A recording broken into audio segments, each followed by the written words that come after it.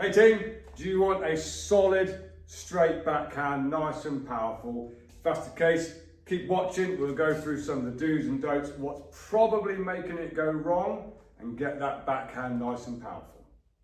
Before we crack on, check this out. My chiropractor, who is South African, went to school with Brian Mitchell, who is a 14 times undefeated world champion, Hall of Famer, signed glove by him. He went and had that done for me. Dropped in the gym the other day and gave it to me. Now hanging proudly in my gym. Check that out. How awesome is that? Just thought I'd show you that nice little bit of memorabilia. Right, so there are a lot of things that can be going wrong, and you might not even realize that they're going wrong, and that's causing you to not have a good, strong backhand. Everything starts with the stance, as you know, and you're probably bored of me saying make sure your feet are right, blah, blah, blah. However, if they're not right, it's going to be wrong anyway. So make sure you are not too bladed, like so, otherwise it will go wrong. Here's one telltale that's possibly going wrong. And it's very, very common, particularly in the beginner stages of your journey.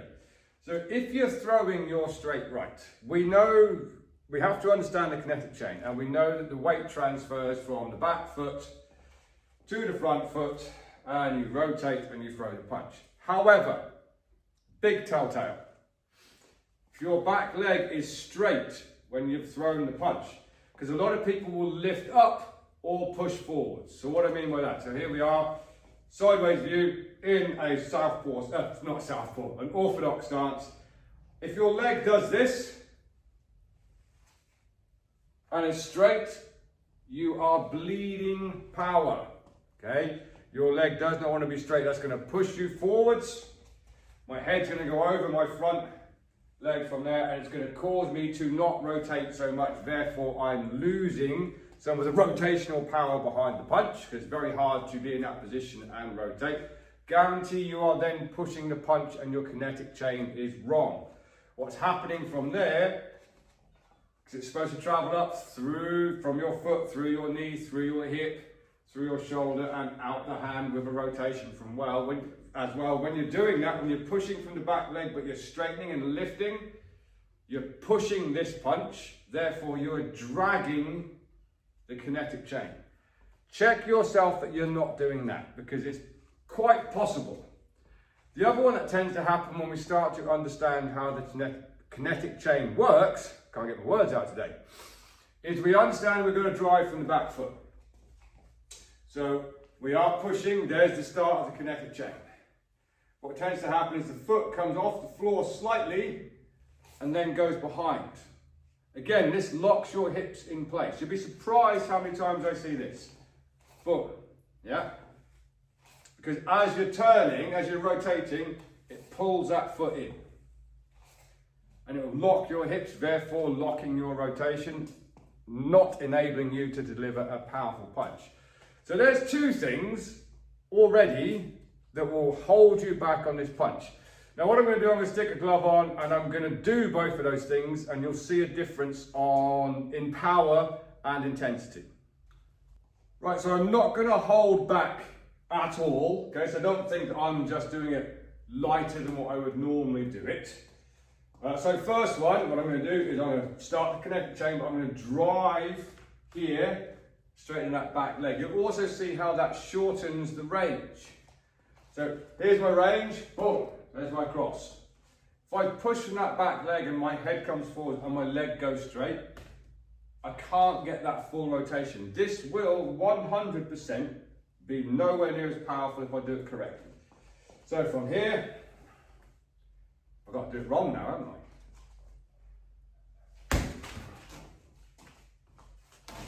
I? I'm genuinely trying with that. I've got to think about doing it wrong. Yeah, clearly there's no power.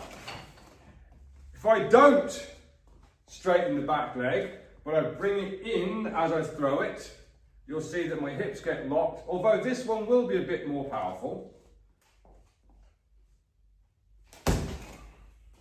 Still not much on it, is there?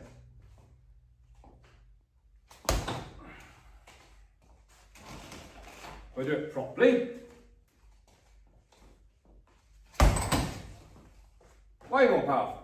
So there's two things you want to look out for before we look at the rest. So when we're talking about the kinetic chain, what you have to understand, it's like a wave.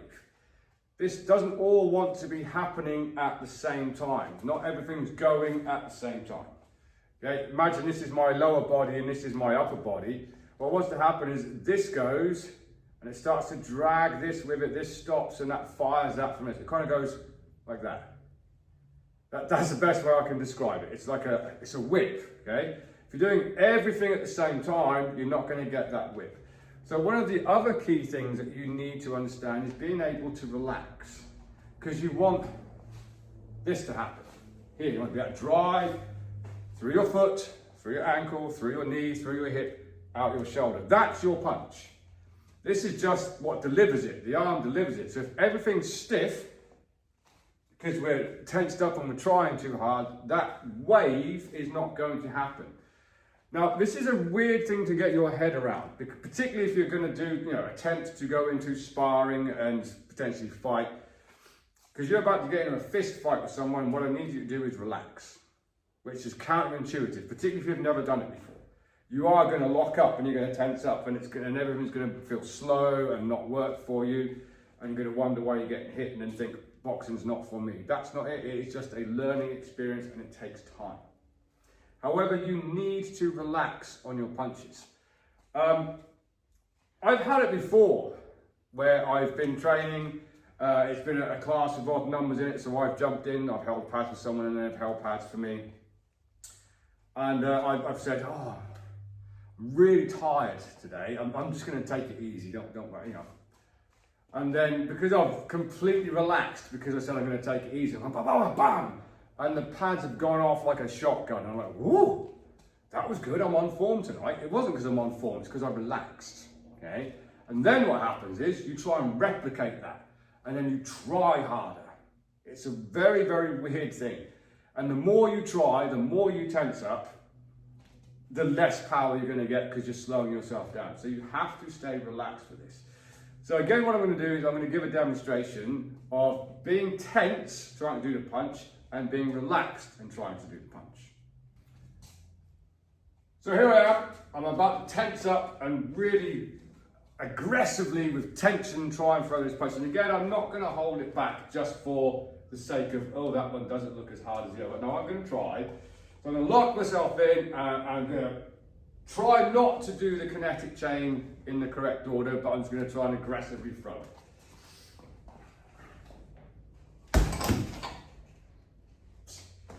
Okay. I know my hand dropped afterwards because I'm not really thinking about that bit at the moment. So if I relax a bit more, definitely a lot better by being relaxed. Even though I could have actually relaxed a little bit more. I do know that. I recognise when I do tense up a little tiny bit. You don't want to stay relaxed all the way through, because obviously you want tension on impact. Now there is not an argument, already a debate. Some coaches will tell you you want to have your fist clenched all of the time, but but the rest of your arm relaxed to make your contact. And I don't disagree with that. I do sometimes. Most of the time, this is a personal thing, so play around with both. Make sure you have a good fist, but everything else is relaxed. I find it hard to make a good fist and relax my shoulders and everything. And for me, that tends to slow me down. So myself personally, I have my hands relaxed, and as I'm throwing the shot, see how, because I've got my bag mitts on today, you can see my hand is relaxed. As I throw my shot, I'm still relaxed, and I tense up at the last moment and then relax immediately to get it back. That's my way of doing it. A lot of people will say to do that, but also a lot of people will tell you that's wrong as well. My suggestion is that you try both and see what's more comfortable for you and go from there. And of course, we have punch mechanics as well. All these things have to be working together. So we know that when we're driving, we shouldn't be straightening the leg and raising up, okay? We shouldn't be staying very, very tense and trying to throw the punch. And we definitely shouldn't be losing our foundation when we throw the punch as well. So how do we actually put that all together? One of the main things that you want to keep a check on is that your rear leg is bent and you're sitting into the punch. What do I mean by sitting into the punch? So, for instance, I was throwing a jab cross and I had a good boxing stance. My finishing position should be with that leg, my knees underneath my hip and my shoulders fully rotated. And you'll notice I have sat down slightly. Here. Now I want to make sure that leg is bent. I'm still delivering the kinetic chain though. Okay, what I'm not doing is just picking that leg up and sitting it down. I need to push from there to get that to work. And then as I push, boom, sit into the punch. If I do it facing you, you'll see I am driving from that leg, 100%. This is where the straightening the leg thing comes in, because you start to think, okay, my coach told me I have to drive from the leg, correct. But then we get this happen, yeah? And we stand tall and that leg goes straight. We want to drive and sit into that punch. Look at that line there, nice straight line, yeah? But from here, boom, sit into that. Check on that. Get yourself, your camera, your phone, whatever, look yourself in the mirror and make sure that is happening. Sit into the punch and it will work well. Other things that go wrong, we don't fully engage the rotation. So, I don't know the technical terms for this because I'm not a particularly intelligent person. I chose to get punched in the head for a living. Okay. However, the kinetic chain works. This shoulder, which is connected somehow through tendons and muscles, is connected to the hip. This is also what pulls this around here. So if you are pushing from the shoulder, from your right, I want to throw my right hand, if you're pushing from your right hand, I guarantee you're not fully rotating. I've done a video recently with a broomstick, and I had this end was the jab, this end was the cross, and how you point that end and point that end. If you've got to there and it's pointing over there, you've lost rotation. If you've got to there, it's pointing over there, you've lost rotation. You want to make sure you are fully engaging your kinetic chain, sitting into the shot. Like, you can't see my left shoulder. From there, you can see my left shoulder. It's there. Yeah, so I'm going to put this hand out of the way, and I'll do it slowly. This would be wrong, although the legs will be right. Yeah, you can see my left shoulder. I haven't engaged the rotation. There. Yeah, you've got a massive loss of power by not pulling the shoulder. So it's driven from the leg, pulled from the opposite shoulder. That's going to help. Also, your hand wants to be the last thing that goes in this kinetic chain. Most people, when they're learning how to do this, the hand can be the first thing that goes, which is completely wrong. That's pulling the kinetic chain. So from here, that's the first thing that went. You can release it a little bit early. That will help you deliver more of a long range hook. If I'm here and I start my kinetic chain and I release it a little bit early, that's going to naturally come around more a bit of an arc from there. If I want this to be a dead straight, yeah, I need to release that hand last. Chain goes.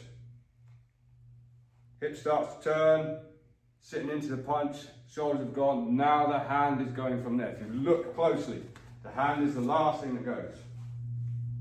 Yeah. Starts from the floor, hand is the last thing. That will help you deliver in a straight line.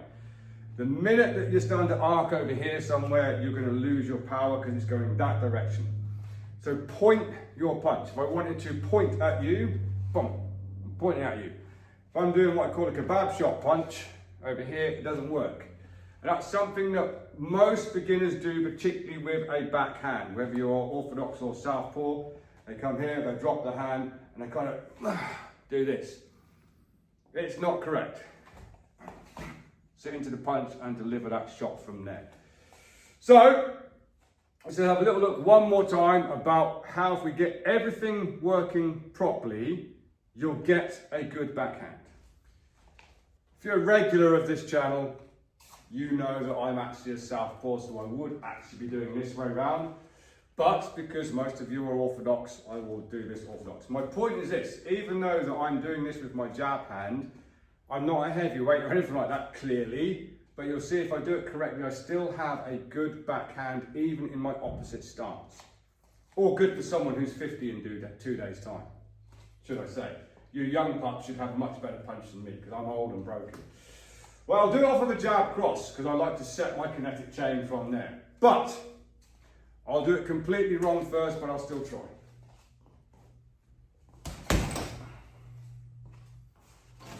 Not the best.